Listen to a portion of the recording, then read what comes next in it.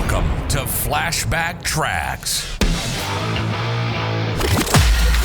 Travel back in time each Friday to an era of big hair, leg warmers, and Walkmans. Far out. Veg out with some clips from Downtime Broadcasting's promotional audio cassette magazine from the 80s and 90s, right here on the World Wide Web.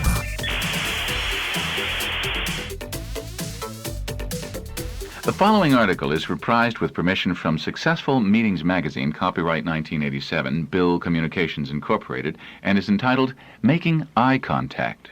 It's a classic sales cliche. The more eye contact you have with a prospect, the higher his or her interest. But the truth is more complex. New research in neurolinguistic psychology has found it's not the quantity, but the quality of eye contact that matters. Researchers have found, for example, that too much of the wrong type of eye contact between you and a buyer may mean trouble. In some cases, the buyer may actually be resisting the sale or may have little interest in the product. The reverse is also true. Lack of eye contact may lead you to believe interest is low when the prospect is actually concentrating quite hard on what you are saying.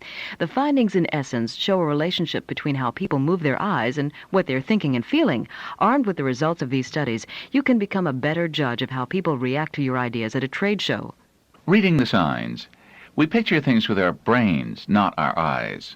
Light rays bounce off the object being viewed and hit the optic nerves, which electrochemically transmit the information to the brain. This occurs, the eyes themselves are free to wander. That's the marketing link. The direction in which a prospect's eyes wander reveals his or her logical or emotional reactions to what has just been presented. Variations in eye movement also show how intensely he or she is analyzing the sales message. Understanding eye language is not difficult. It's just a matter of keeping an eye out for certain cues. Focused straight ahead. You're in trouble if your prospect is straight ahead. He or she is receiving information passively, making little effort to analyze the content or meaning of what you are saying. The look is daydreaming, unfocused, and uninvolved with the surrounding physical environment. Watch for this frequency. Human beings have an innate ability to remove themselves psychologically in less than 10 seconds. That means you can easily lose a prospect before you've had time to deliver your pitch. Put yourself in the prospect's shoes. Single out an object straight ahead of you and gaze at it for 30 seconds. Within 10 seconds, you'll begin to experience a trance-like condition. Such a state resembles self-hypnosis, although you can instantly snap back to another thought anytime you want.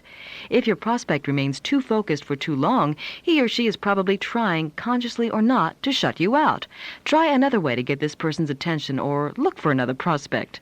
Prolonged eye contact, a stare, usually defined as intense eye contact for more than 3 seconds, indicates coldness, rudeness, anger, or dislike. Socially, we virtually outlawed stares except to force momentary eye contact, and elevate.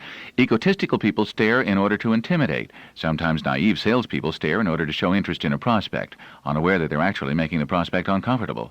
At a trade show, staring directly at anyone who is walking toward your booth is a sure way to keep even someone who needs your product from stopping by.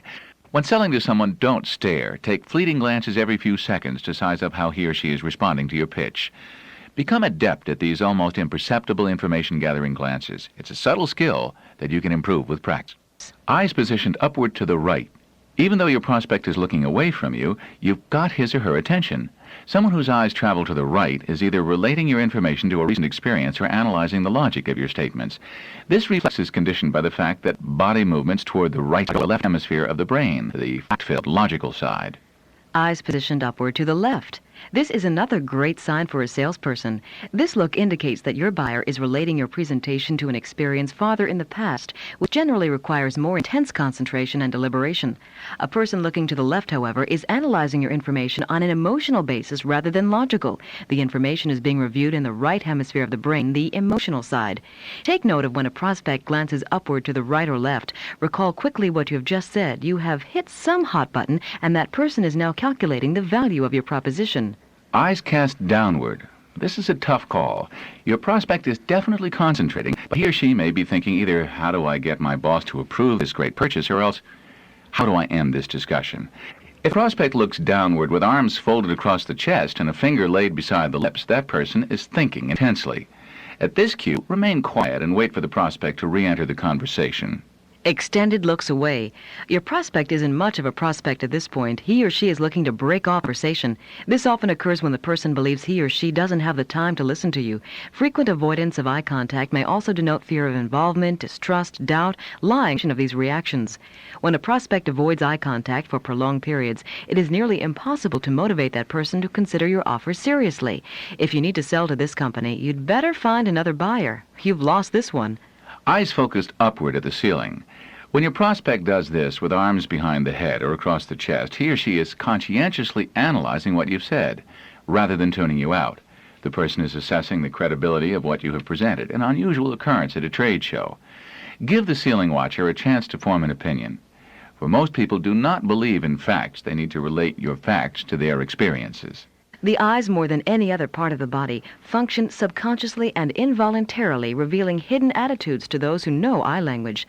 Say, "Have you got the picture?" A prospect may look away to visualize that image. But say, "Do you see what I mean?" And the prospect will probably look directly at you, reading your facial expression to try to discern what you want as an answer. Getting somebody to say yes is a ploy taught by many sales consultants, but it can waste a lot of effort in trying to close a sale if the prospect's eye language is saying no. Ask a person in your booth, "Are you familiar with our widgets?" If he or she answers yes and then looks straight at you with no eye movement, you can tell that he or she probably has a hidden agenda or your question has not struck a hot button. Recall your own experiences at retail stores. A clerk asks, "May I help you?" You answer, "No, I'm just looking," and you probably look straight ahead, then dart your eyes away in a moment or two. But if you do want help, you might say, "Yes, would you, Meanwhile, your eyes move up and to the right for a moment or off to one side as you phrase your request. Behavioral scientists find that eye language is more accurate than body language. When it comes to understanding how people are responding to information, it makes it more important than body language. Eye movements are often involuntarily and are therefore much more apt to reflect an individual's thought process. Knowing this may help both you and your prospect to negotiate a better deal. Do you see what I mean? Travel back in time with us next Friday as we share more clips from the 80s and 90s on another rad episode of Flashback Tracks, exclusively on Promo Corner. Time to bounce.